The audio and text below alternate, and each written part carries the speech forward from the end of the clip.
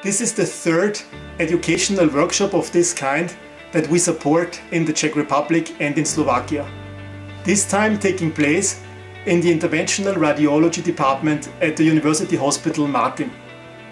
The concept behind these workshops is to create an opportunity for the physicians and the lab technicians to share best practices, including the usage of the latest Philips technologies.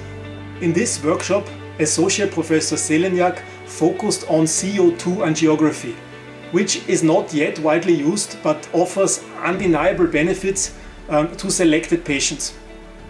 Našim cieľom bolo dať do pozornosti túto techniku, nakoľko vidíme, že v bežnej praxi sa neužíva zrejme v takej miere, ako by sa mohla.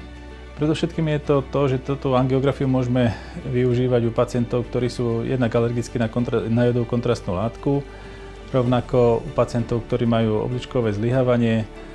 Ak dodržíme správne indikácie, ak dodržíme správne postupy, to znamená dodržanie Trendelenburgovej polohy pacienta, kedy má hlavu nižšie uloženú ako dolné končatiny a správne nastavíme celý systém a odzdušníme, tak rizika sú minimálne, prakticky nulové.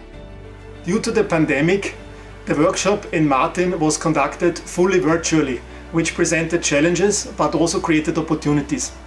Associate Professor Zeleňáka was able to reach a significantly larger audience, and we as Philips could demonstrate our latest image-guided therapy platform, Azurion 7, in this case the biplane system, directly from our Philips Customer Experience Center in the Netherlands.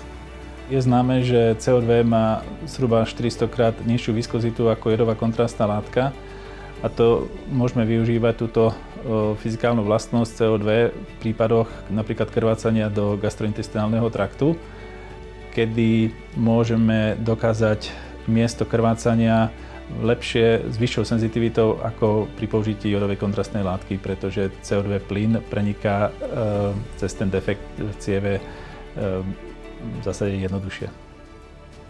With our Philips image-guided therapy solutions, we want to help clinicians through every step of the procedure so that they can provide the best minimally invasive treatment to their patients. Existuje štúdia, ktorá bola ale vykonávaná na modeli, kde precízne stanovený dávkovací protokol umožnil aplikáciu CO2 do koronárnych tepien. A to by bolo výhodou predovšetkým u pacientov, ktorí sú polymorbidní a majú ďalšie pridružené ochorenia a predovšetkým poškodenie obličiek. Ale kým to bude možné využiť ešte v bežnej praxi, bude to vyžadovať určitý ešte stupeň zdokonalenia. We look forward to similar workshops in the future to support and to learn from the clinical teams for whom we as Philips want to be a long-term reliable partner.